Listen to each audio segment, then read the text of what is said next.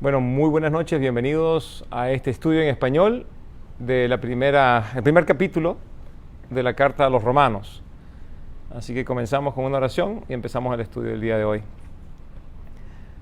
Padre Santo, Señor, venimos a tu presencia en el nombre de Jesucristo y en el poder del Espíritu Santo para darte gracias, honra y gloria. Te pedimos que por favor nos perdones de todos nuestros pecados, nos limpies de toda maldad y permita, Señor, que tu palabra consiga un lugar fértil en nuestro corazón para que esa palabra pueda dar un fruto de gloria y honra a tu nombre y nos bendiga a nosotros, nos ayude a crecer y a ser cada vez más parecidos a nuestro Señor Jesús.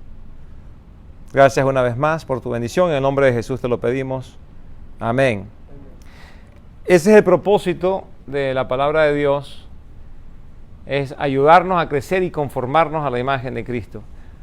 La predicación de la palabra sirve para que la persona que no conozca a Jesús sea capaz de reconocer por medio del Evangelio su necesidad que tiene de un Salvador. Esa es la predicación. Pero aparte de la predicación también existe el estudio de la palabra. Y el estudio es para la persona que ya ha recibido, por gracia de Dios, la bendición de ser salvo. El estudio no es para el que no está convertido. Darle un estudio bíblico a una persona que no ha nacido de nuevo verdaderamente es perder el tiempo. Porque el hombre natural no puede recibir aquello que es del Espíritu. Eso es claro, eso lo vemos en la primera carta a los Corintios. Vamos a ir precisamente a esa carta antes de que entremos de lleno en este primer capítulo de Romanos. Y en el primer capítulo de la carta a los Corintios, en el versículo 18 dice lo siguiente. Primer capítulo de la primera carta a los Corintios, versículo 18. Dice, me explico. El mensaje de la cruz es una locura para los que se pierden. En cambio, para los que se salvan, es decir, para nosotros, este mensaje es el poder de Dios.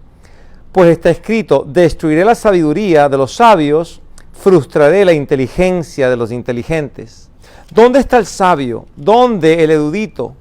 ¿Dónde el filósofo? ¿Dónde está el filósofo de la época? ¿No se ha convertido Dios en locura? ¿No ha convertido Dios en locura la sabiduría de este mundo? Ya que Dios en su sabio designio dispuso que el mundo no le conociera mediante la sabiduría humana. Tuvo a bien salvar mediante la locura, ¿de qué? De la predicación a los que creen. La locura de la predicación. Es básicamente una locura pensar que algo que ocurrió hace 2000 años atrás, un hombre nacido en Belén, llamado Jesús de Nazaret, pudiese crecer, convertirse en un hombre adulto, compartir unas enseñanzas maravillosas, ser rechazado por los eruditos de su época, los sacerdotes de su época, las personas de la alta alcurnia, fue bien recibido, bien aceptado por las prostitutas, los colectores de impuestos y muchos otros pecadores. Y a la final termina yendo a la cruz y muriendo entre bandidos. Si una persona escucha ese mensaje y te dicen, pon tu fe y confianza en ese hombre que murió allí en la cruz, llamado Jesús de Nazaret, hace 2000 años atrás, y si pones tu fe en él, el día de hoy Dios te ha perdonado de todos tus pecados y te garantiza que cuando tú mueras vas a ir al cielo. Ese mensaje es una locura para el que está pereciendo, para el que no está salvo. Pero para nosotros, que por la gracia de Dios hemos recibido el regalo de la salvación, ese mensaje es maravilloso. Tú escuchas eso y te emocionas. Dices, sí, pero hay un poco más de la historia. No solamente murió y en la cruz, pero murió por el pecado. Y fue enterrado. Y 3 días más tarde, de entre los muertos, resucitó. Y se le apareció vivo a un gran número de personas. Y si eso no fuera suficiente, le dijo a sus discípulos, ahora vayan y hagan ustedes también discípulos de todas las naciones. Bautícenlos en el nombre del Padre, del Hijo y del Espíritu Santo. Enséñenles a guardar todo lo que yo a ustedes les he enseñado. Yo estoy con ustedes hasta el final de los tiempos. Y después de decir eso, ascendió a los cielos. Y está allí, a la diestra del Padre, intercediendo por sus hijos. Para nosotros, a mí ese mensaje me llena de gozo. Y me imagino que ustedes también. Pero para el que no está salvo, ese mensaje es una locura. Vamos a la carta a los Romanos, primer capítulo. Habíamos quedado, si no me equivoco, en el verso número 5 la semana pasada. Pero aunque hemos quedado en el verso 5, no me parece justo que retomemos el estudio de allí, porque algo muy importante ha sido dicho a través de lo que habíamos comenzado a leer. Así que para mantener el orden, vamos a comenzar con el primer verso. Y hoy vamos a estudiar algo que se llama el Evangelio o las Buenas Nuevas. Y la razón que lo vamos a estudiar es porque aquí se apunta y se habla de él de una manera muy hermosa. Dice lo siguiente entonces, Pablo cuando comienza a escribir esta carta a la iglesia de los romanos, dice: Pablo, siervo de Cristo Jesús, llamado a ser apóstol, apartado para ¿anunciar qué? El Evangelio de Dios, por medio de sus profetas, mejor dicho, que por medio de sus profetas había prometido en las Sagradas Escrituras.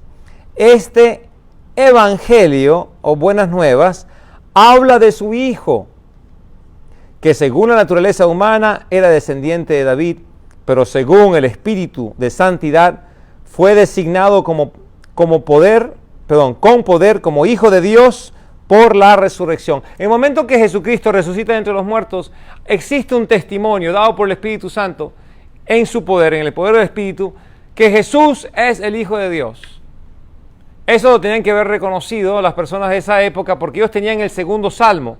En el segundo verso, el séptimo verso del segundo salmo, nos habla con respecto a eso. Vamos a ir para allá rapidito. Salmo número 2. Y ahí se hace mención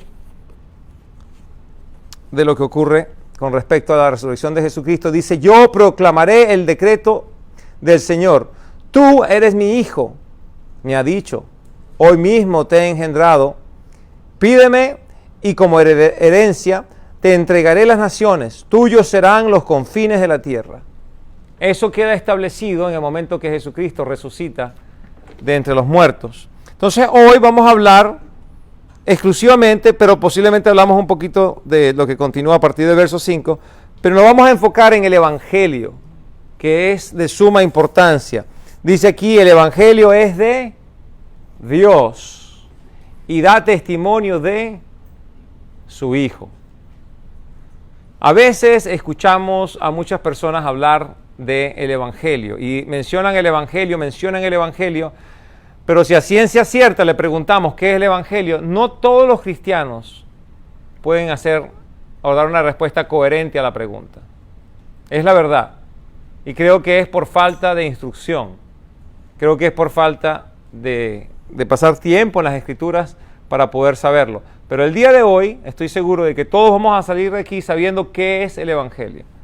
Y aquellas personas, con el favor de Dios, que ven el video, no dudo que también salgan sabiendo qué es el Evangelio. Vamos primero a la carta de Primera de Corintios, capítulo 15, versos del 8 al 10. De hecho, vamos a tomarlo del primer verso para poder verlo en contexto. Primera de Corintios, capítulo 15, vamos al primer verso. Pablo le está escribiendo a la iglesia que está en Corinto con respecto al mensaje que él recibió y que él también entregó. Pablo de antemano ya decía: yo no vengo a ustedes con palabras rebuscadas ni con filosofía humana. ¿Por qué? Porque de ser ese el caso estaría robando a Cristo la gloria que le corresponde, que es su muerte en la cruz para el perdón del pecado. El mensaje del Evangelio es un mensaje muy sencillo. Hay gente que lo complica mucho, no tiene que ser complicado. Es un mensaje sumamente sencillo y sumamente poderoso.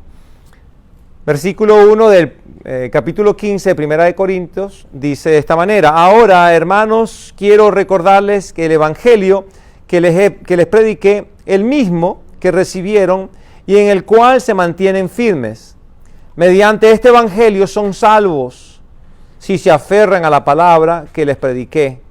De otro modo habrán creído en vano. Básicamente, si no sostienen y mantienen esta fe, entonces no les sirve absolutamente de nada.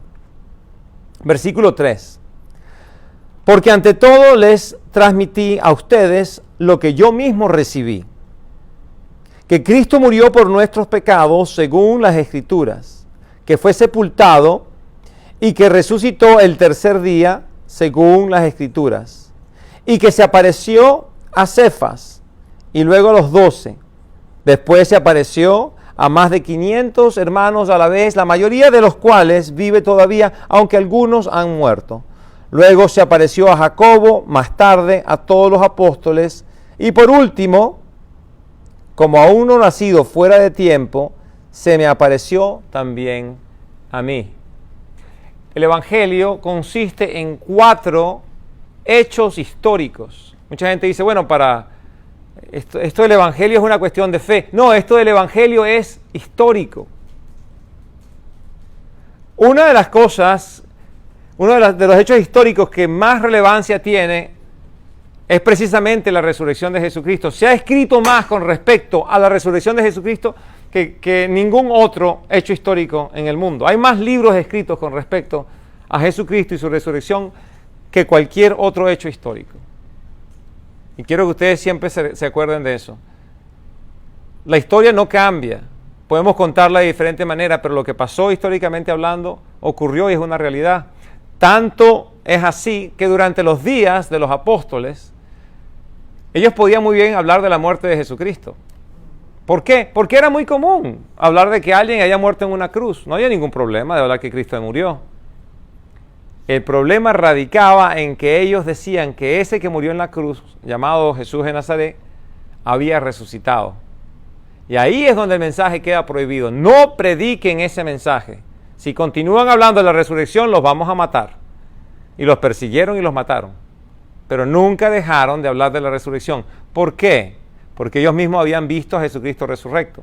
Entonces son 4 elementos históricos. El primero es que Cristo vino al mundo a morir por nosotros, por nuestros pecados, según las Escrituras. El segundo es que estaba enterrado. El tercer hecho histórico es que de entre los muertos Dios lo levanta, lo resucita. Eso también está en las Escrituras. Y por ende, como el cuarto elemento histórico, Él se manifiesta corpóreamente, con cuerpo, a los discípulos. La evidencia era tangente, era real. Ellos no podían equivocarse diciendo, bueno, a lo mejor fue, no sé, una ilusión colectiva, cosa que no existe, pero mucha gente dice que pudiese haber pasado algo así. No. Tanto es así que cuando Él se le manifiesta, hasta come con ellos. Les pregunto, ¿ustedes no tienen algo de comer? Les hace desayuno. Les dice a los discípulos, coloquen sus manos aquí en las llagas, inclusive coloquen la mano aquí en el costado. Dense en cuenta de que no soy un espíritu. Había cuerpo para demostrar su resurrección era real. Y Pablo aquí inclusive da la orden de la resurrección. Primero habla de que se le apareció a Cifas. Cifas es el nombre de Pedro. Luego se le aparece a los 12. Después se aparece a 500 hermanos a la vez. Un cuarto, imagínense, de este tamaño, tal vez un poco más grande, donde hay 500 personas. Y no sé qué estaban haciendo, posiblemente estaban en oración. Yo no sé, la Biblia no lo dice. Entonces, ¿para qué hablar al respecto? Pero se les aparece. Y esas 500 personas se dan cuenta de que la resurrección es real. Y por 40 días Jesucristo se iba apareciendo a diferentes grupos de personas. Y aquí Pablo está diciendo, de esas 500 personas, aún hay algunos que están vivos, aunque ya otros han muerto. Quién sabe si murieron inclusive por persecución, no sé. Pero últimamente dice, se le apareció a Jacobo, más tarde se le aparece a los apóstoles, y por último, como uno que nació fuera de tiempo, porque él no pertenecía a ese grupo, él no era de los apóstoles, de hecho él persiguió a la iglesia. Eso lo podemos ver en las Escrituras y dice, se me apareció a mí, a mí también, como alguien nacido fuera de tiempo. De hecho, del verso 9 al 11 ocurre algo muy interesante, lo describe Pablo, dice, admito que yo soy el más insignificante de los apóstoles, que ni siquiera merezco ser llamado apóstol porque perseguía a la iglesia. Eso ustedes lo pueden ver en el capítulo 7 y 8 del libro de Hechos de los Apóstoles. Pero por la gracia de Dios soy lo que soy, y la gracia que Él me concedió no fue infructuosa, al contrario, he trabajado con más tesón que todos ellos, aunque no yo, sino la gracia de Dios que está conmigo. En fin, ya sea que se trate de mí o de ellos, esto es lo que predicamos y esto es lo que ustedes han creído. ¿A qué se refiere? A esos 4 elementos históricos. La muerte de Jesús por el pecado, el entierro, su resurrección, y que se manifiesta para que sepan que esa resurrección es real. Ahora bien, en el libro de Efesios, primer capítulo, versículo 13, y vamos a pasar por unos cuantos capítulos, unos cuantos versos, para que nos demos cuenta con respecto a este evangelio. Efesios capítulo 1, versículo 13 y versículo 14, dice lo siguiente. En él también ustedes, cuando creyeron el mensaje de la verdad, el evangelio que les trajo la salvación, y lo creyeron, fueron marcados con el sello que es del Espíritu Santo prometido. Este garantiza nuestra herencia, hasta que llegue la redención final del pueblo adquirido por Dios para alabanza de su gloria. Este es un mensaje, dense cuenta, el evangelio es un mensaje, lo dice aquí de manera clara. Y es un mensaje que trae consigo la salvación para los que creen. Quiero que recuerden eso. Cuando piensen en el evangelio, acuérdense, es un mensaje. ¿Nosotros somos qué? Si el evangelio es un mensaje, ¿qué somos nosotros? Mensajeros. Somos mensajeros. ¿Ustedes cuánto reciben la correspondencia en su casa? ¿Alguna vez les pasa el cartero y les trae la correspondencia? ¿Alguna vez han abierto una correspondencia que tenga para ustedes un mensaje que a ustedes no les agrade? ¿Sí o no? ¿Hay algún mensaje? A mí no me agrada cuando yo recibo las cuentas de luz o teléfono. No, en serio, no me gusta. De hecho, mi esposa es la que abre el recibo y lo lee y ella lo paga y yo no tengo que verlo. Pero a mí no me gusta pensar que me están sacando el poco dinero que tengo. Claro, me prestaron un servicio y tienen derecho a ser compensados, pero a mí no me gusta. Me gustaría que fuera gratis. Pero así como eso, también hay buenas noticias, ¿verdad? Yo escuché, me pareció una bonita ilustración, de un señor que fue a procurar conseguir trabajo en el correo. Y le ven las características, sus calificaciones, y le dan el trabajo, pero en la última entrevista, antes de que él pueda ya empezar a trabajar, él le dice a quien va a ser su supervisor, le dice, yo solamente tengo una condición para trabajar aquí con ustedes. Diga, a ver, joven, ¿cuál es la condición? Le dice, es cuestión temperamental. Por mi forma de ser, yo soy una persona muy animada. A mí las malas noticias me dan mucha lástima y se me hace muy difícil darlas. Así que yo quisiera, por favor, que cuando sea la hora de entregar la correspondencia, a mí me den todo lo que son bautizos, cumpleaños, matrimonios, buenas noticias, graduaciones, pero todo lo que tenga que ver con pagar cuentas, enfermedades, pérdida de casa, funerales, esas noticias no las quiero llevar yo. Y por cuestión temperamental del supervisor le dijo, tú no estás contratado. Por supuesto, eso no es una anécdota real, pero eso ilustra que el trabajo del mensajero no es dar buenas noticias o es dar malas noticias. El trabajo del mensajero es llevar el evangelio, en el caso nuestro, es llevar el evangelio, eso es todo. ¿Cómo va a ser recibido el evangelio? Eso depende del Espíritu Santo trabajando en el corazón del receptor, de la persona, no de nosotros. Por eso es muy importante cuando uno da el evangelio, entregarlo bien, qué es lo que dice la palabra y compartirla. Y hacerlo con amor y con respeto. Para que el día de mañana, cuando ellos digan, ¿sabes qué? Yo escuché el evangelio y no me interesa, que nunca sea, no me interesa, porque el mensajero era una porquería de persona. Viera qué feo se comportaba. Es que me maltrató, me insultó, me pateó en la calle, todo para después decirme que Cristo me ama. Que no exista el insulto del mensajero, pero el mensaje no necesariamente va a ser aceptado. Entonces aquí nos damos cuenta, uno, es un mensaje que habla de la verdad. 2, que presenta la salvación. 3, para la persona que recibe ese mensaje y lo cree, algo va a ocurrir.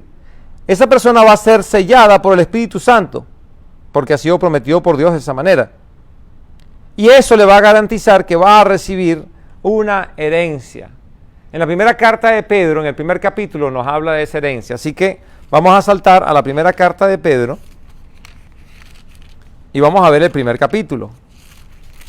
No lo vamos a leer completo, por supuesto, pero vamos a leer a partir del tercer verso de la primera carta de Pedro, capítulo 1, dice lo siguiente: alabado sea Dios, Padre de nuestro Señor Jesucristo, por su gran misericordia nos ha hecho nacer de nuevo mediante la resurrección de Jesucristo, para que tengamos una esperanza viva y recibamos una herencia indestructible, incontaminada e inmarchitable, y tal herencia está reservada en el cielo para ustedes, a quienes el poder de Dios protege mediante la fe hasta que llegue la salvación que se ha de revelar en los últimos tiempos.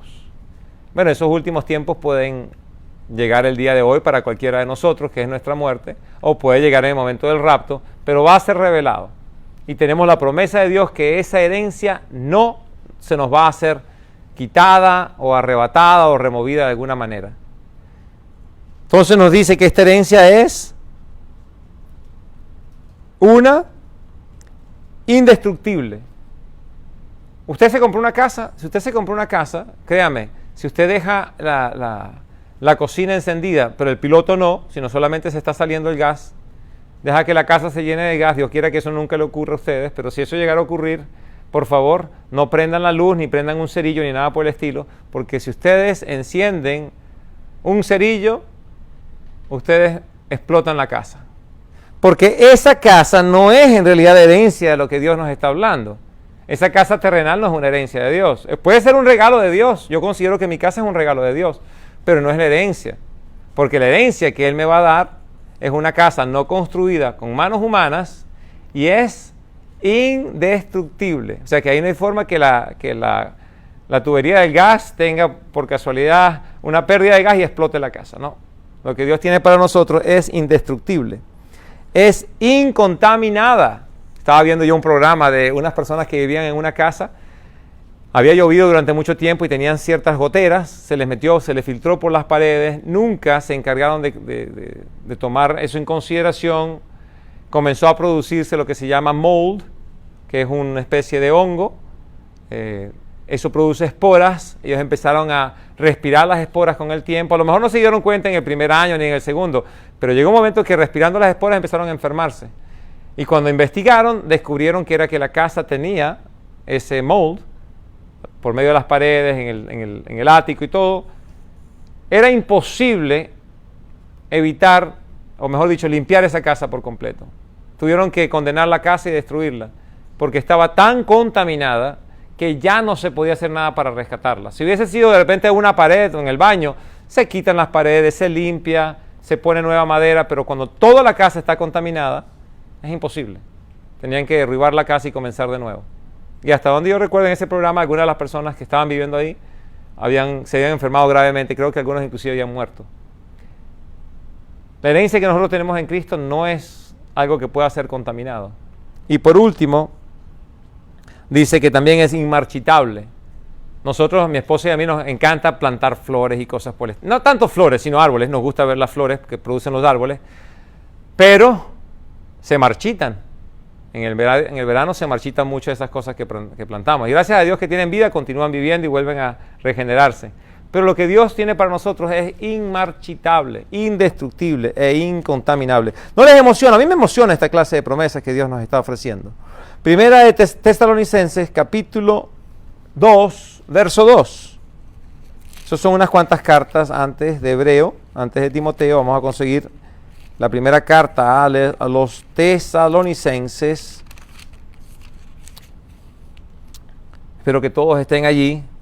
En el segundo capítulo, en el segundo verso, dice lo siguiente. Dice: y saben también que a pesar de las aflicciones e insultos que antes sufrimos en Filipos, cobramos confianza en nuestro Dios y nos atrevimos a comunicarles el Evangelio en medio de una gran lucha.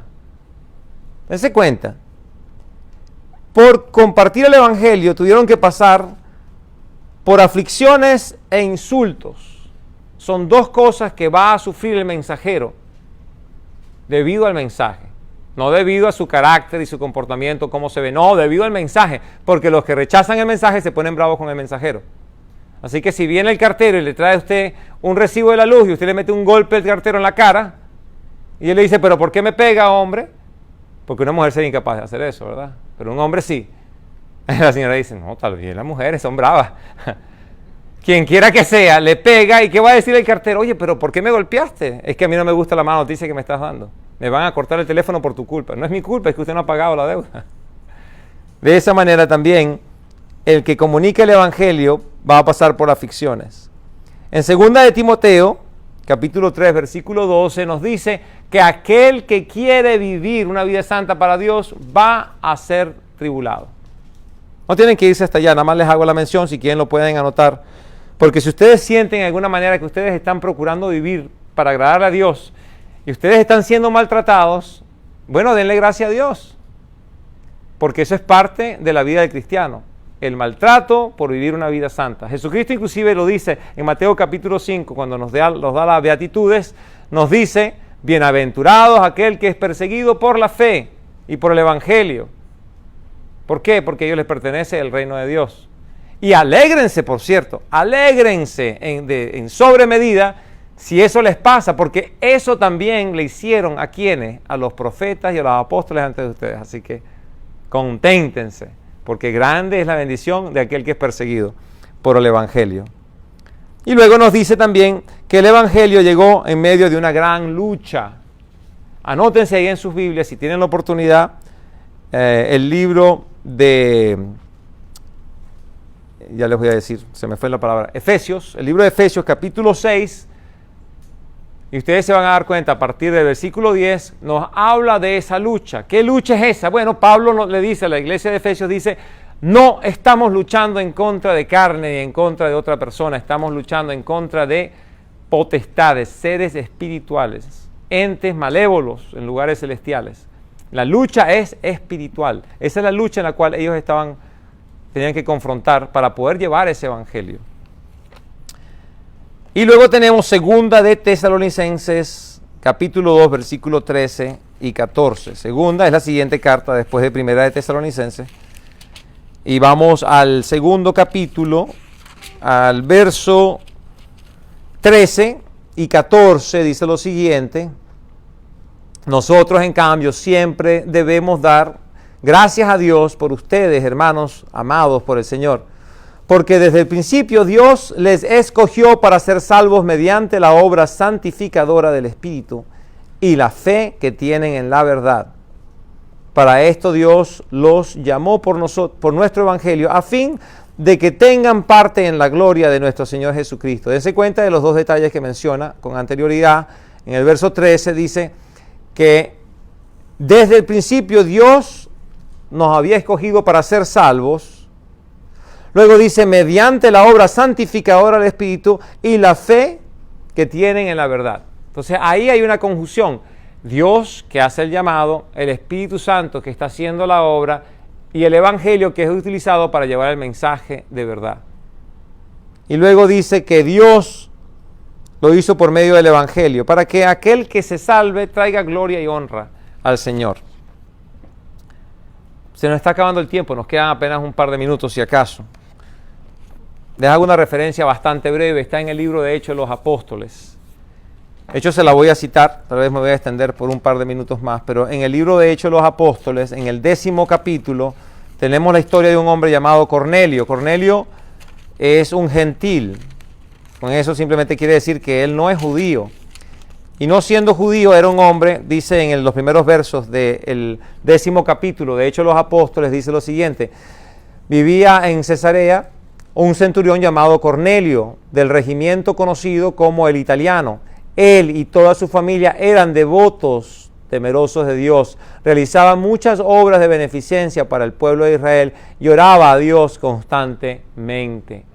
Podemos decir que era un buen hombre según los estándares humanos, un hombre de fe, un hombre que amaba a la gente, un hombre que hacía buenas obras.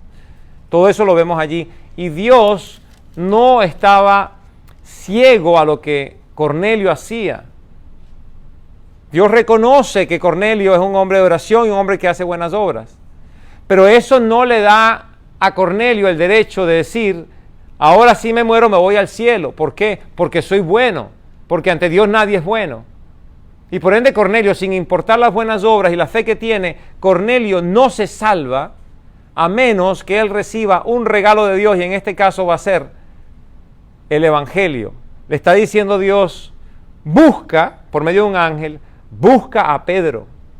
La historia es muy linda, se pueden leer ese 10º capítulo, pero yo los voy a llevar a la parte donde Pedro ya está en la casa de Cornelio. Ya han pasado 2 días. Pedro fue a la casa de Cornelio y ahora Cornelio va a escuchar un mensaje. Aquí está el mensaje que recibe de parte de Pedro, o mejor dicho, recibe de parte de Dios. Pedro es el mensajero. Aquí está el mensaje. Versículo 39 dice lo siguiente, en ese mismo capítulo.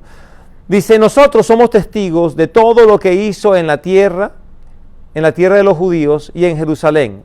Lo mataron colgándolo en un madero, pero Dios lo resucitó al tercer día y dispuso que se apareciera no a todo el pueblo, sino a nosotros, testigos previamente escogidos por Dios, que comimos y bebimos con Él desde su resurrección. Él nos mandó a predicar al pueblo y a dar solemne testimonio de lo que ha sido nombrado por Dios, como juez de los vivos y los muertos. De Él han dado testimonio todos los profetas, que todo el que cree en Él recibe por medio de su nombre el perdón de los pecados. ¿Qué le compartió? ¿Qué le compartió Pedro a Cornelio? El Evangelio, ¿sí o no? Que Cristo había muerto por los pecados, que Cristo había sido enterrado, que Cristo resucitó entre los muertos, que Cristo se le apareció vivo y que Cristo los mandó a que predicaran ese Evangelio y que le dijeran a la gente que Jesucristo iba a ser, porque está siendo enviado a ser juez de los vivos y los muertos, pero todo aquel que pusiese su fe y confianza en Él recibe el regalo de la vida eterna. Ahí está, el perdón del pecado. Entonces yo quería demostrarles que lo que le estaba diciendo, el Evangelio, se cumple dentro de las Escrituras y se cumple día con día a través del mundo, y por eso es tan hermoso cuando tenemos una oportunidad de compartir el Evangelio. No sabemos quién lo va a aceptar, pero es lindo ver cuando alguien lo acepta y vemos que la vida es transformada. Así que no perdamos oportunidades. Si Dios te da la oportunidad de compartir el Evangelio, compártelo. Si la gente creyó, bien. Si la gente no creyó, igual de bien. Porque nosotros no somos quien para salvar a nadie. Dios salva. Dios trae la convicción del pecado y Dios también trae la vida eterna. El trabajo nuestro, con amor, compartir el Evangelio. Vamos a orar. Padre Santo, Señor, gracias una vez más por la oportunidad que nos das de leer tu palabra y de decir qué hermoso es tu Evangelio, Señor. Te pido que bendigas a cada uno de nosotros con no solamente un deseo, sino con un poder espiritual para poder compartir ese Evangelio, para que por medio de él las personas crean y se salven. Pero tú, Señor, recibas gloria por cuanto tú eres merecedor de ella. Danos, Señor, la valentía para hacer este trabajo y tú recibes la honra y gloria porque lo hayamos hecho. Para ti, Señor, este estudio, gracias por estar con nosotros. En el nombre de Jesús te lo pedimos. Amén.